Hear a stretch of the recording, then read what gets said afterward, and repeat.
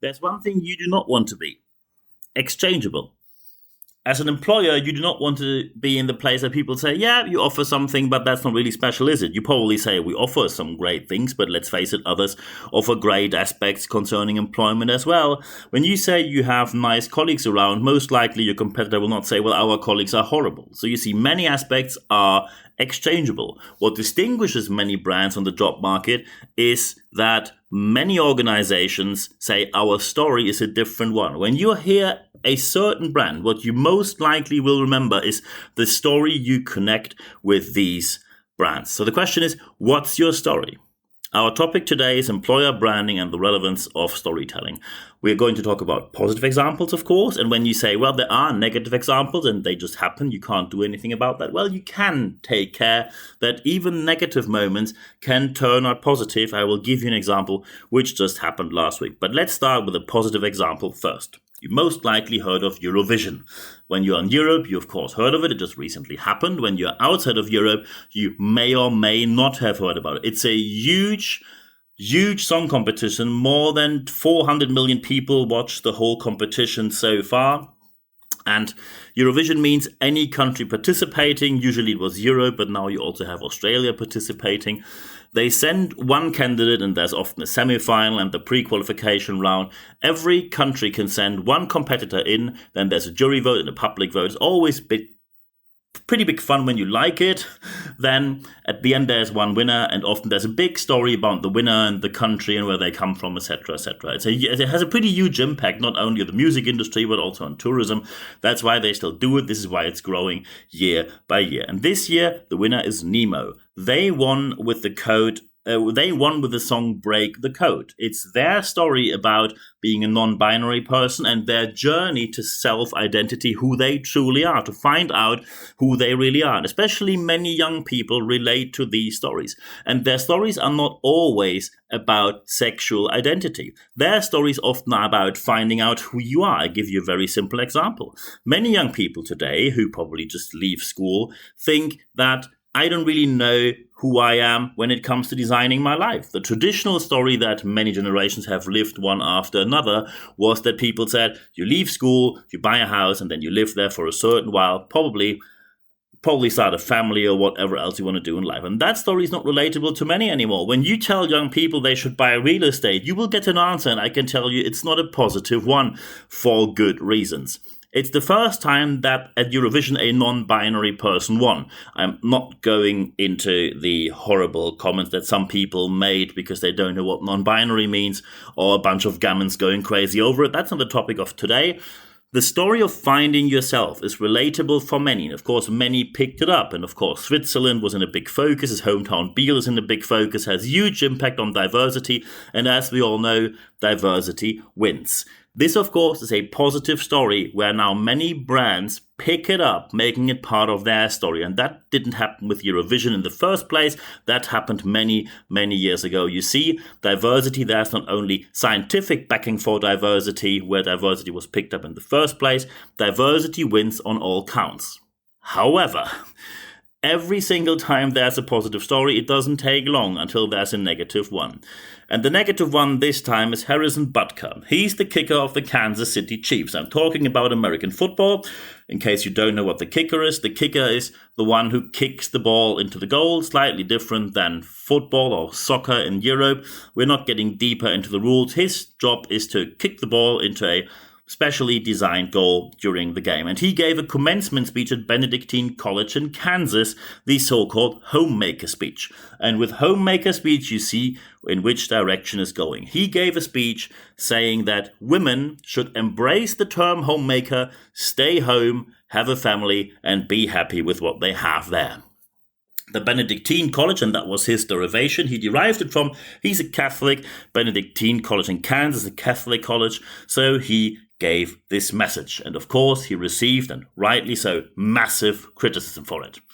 So first, when you are at a college where many people are at the beginning of their careers and they want to be anything they can in life, and by the way, Harrison Butker's mother has a massive career in free enterprise, including an academic career and a free enterprise career, So making his statement with a homemaker appreciation pretty much goes against his own mother. Not a great look from there.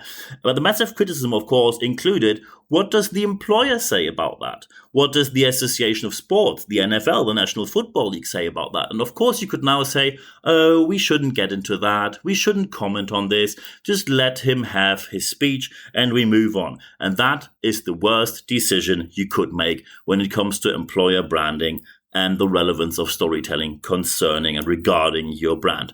The criticism, of course, was omnipresent. There was a very small share of people who said, I love what you say and I'm going to buy your jersey. So you had a bit of spike in sales in jersey. This is going to be gone within a couple of weeks. And then the criticism remains. The club, very quickly, the Kansas City Chiefs, said that Mr. Butker only spoke on his own account and within his means. And we all know, and that's a very smart way how to comment on that, when you tell the public to say someone spoke within his means on his own accounts, it is a very, very clear statement that you do not support what the person says. It gets even better. The NFL, and that is something which I didn't expect because the NFL is a pretty conservative, owner-led organization. Most of these owners do not particularly come from the generation that is, or the political background known to be particularly supportive of many diversity aspects. And the NFL, which, by the way, licensed out to Fox News, if you know the Fox channel, it is aired on Fox, one of the most conservative channels worldwide. And the NFL says they clearly distance themselves from what Harrison Butker has said. They are in favor and they fully support inclusion, which only makes the league stronger. And that is, by the way, diversity wins, as I said before. Freedom of speech, and that's very important. They didn't limit his freedom of speech, and especially in the US, there is a very different perception of what freedom of speech is. However, what is very important is once you have a moment where you have a brand hiccup or where you say there is something negative connected with your brand, it is your job to design the story around that so you get control of the narrative. Freedom of speech does not mean freedom of repercussion. If someone uses their free speech, that's their right. Anyone can say, I think women should stay at home and just be homemakers. And by the way, any employer has the right. We do not work with you anymore. So with Harrison Butker, there's already a petition, more than 200,000 signatures so far, where people demand that he will be released from working with the Kansas City Chiefs. That's not a great look, is it? But however, the club already distanced themselves from Mr. Butker, and so did the NFL. And when you think it can't get any worse from him, yes, it can. His teammate, Patrick Mahomes, the quarterback of the team, the most important person in the whole team, Patrick Mahomes, during an event said that he is very happy that women's sports now is there where it should be, amongst the most watched games. And that's slightly different from what we have in the US here. In the US, it's more basketball. In Europe, it's more football, meaning soccer for our American listeners. So Patrick Mahomes, not by coincidence, let's face it, not by coincidence, on the evening of Mr. Butker's, whatever you want to call it, it's officially called the homemaker speech. I just think it's a horrible speech against women's rights.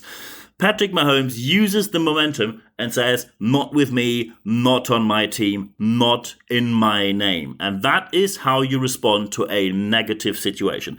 Immediately, the Kansas City Chiefs as an employer and the NFL as an employer get hold of the narrative and say, there is one person having that opinion, but that is not the opinion that we share.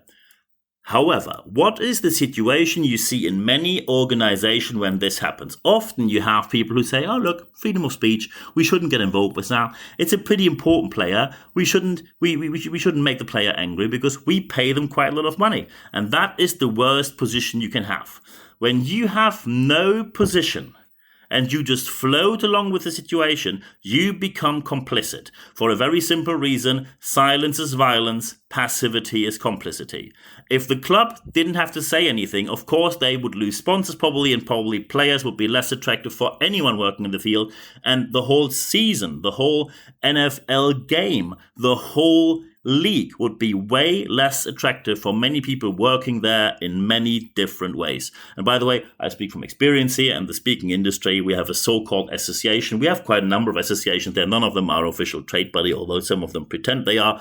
There was a massive case of homophobia and nothing happened. The board even sided with the offender. And when you do that, when you side with the offender, you all become the offenders and you are fully complicit and you will be dealt with accordingly.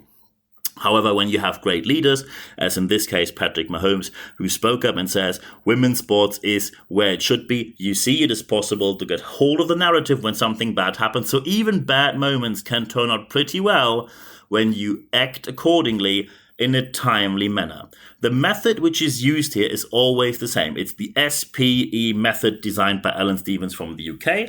S stands for story. You always give the story, and importantly, very important here, details are important for the story. I could have told you Harrison Butker gave that speech with that opinion. You would have said, who cares? If I tell you a well-known player, international sports person, multi-millionaire, Catholic college, Kansas City, all these details matter because it leads to the whole narrative of the club going against them and the NFL and so on and so forth. So always tell the story with details. When there are no details, there's no story. Aspect number 2, the P stands for point. What is the relevance? And very important is the relevance always needs to play into one thing, relatability. When you tell a story and people say, okay, so what? Then you probably missed the point. The point means you know what is relatable to your target audience. If you miss that point, the story will be told in vain. It will have no effect, or in worst case, a negative effect. And the third aspect is the E, the example. The example always means, and that means for you, and we saw the statements from the club here and from the NFL who said we are clearly in favor of inclusion and diversity. That makes the whole league stronger. Patrick Mahomes saying women's sports is finally where it should be. That means for you, Mr. Butker, you are there on your own and you are now walking down a path which is very, very lonely, so maybe you should reconsider your position. Taken together, every single story you tell always adds to the legend that you leave. What legend do you leave behind? When someone on the public, a general member of the public, hears your brand, and you see the instant reaction. The instant reaction is often dominated by the stories they heard and the stories, especially the stories they remembered. You need to get hold of that narrative by using storytelling in employer branding professionally, because then your results will not only be adding to the legend, they will be truly legendary. And when you now say, well, that's challenging, isn't it?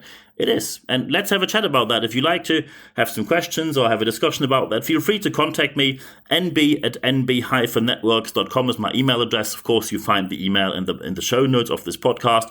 I also added my LinkedIn, so feel free to connect with me on there as well. Happy to hear feedback from you as well, and then we can take it from there. And if you have any questions, feel free to contact me anytime. When you now say, hey, can we chat live? Yes, we have live sessions. If you go to expert.nb-networks.com, I also put that link, that URL in the show notes of this podcast. When you go on that link, you can put your email address in there. You only receive one email every week. It's 100% content, ad-free guarantee. There is first, access to everything I published on the matter, and second, access to all live sessions we have. We have one live session every month at least. It's available in English and German language, so feel free to take your international colleagues with you as well. And the third aspect is the most important one. Apply what you heard in this podcast, because only when you apply what you heard, you will see the positive results that you want to see in your organization. I wish you all the best doing so. I'm available for help 24/7, so let me know if there's anything I can do for you. And at the end of this podcast, there's only one thing left for me to say. Thank you very much for your time.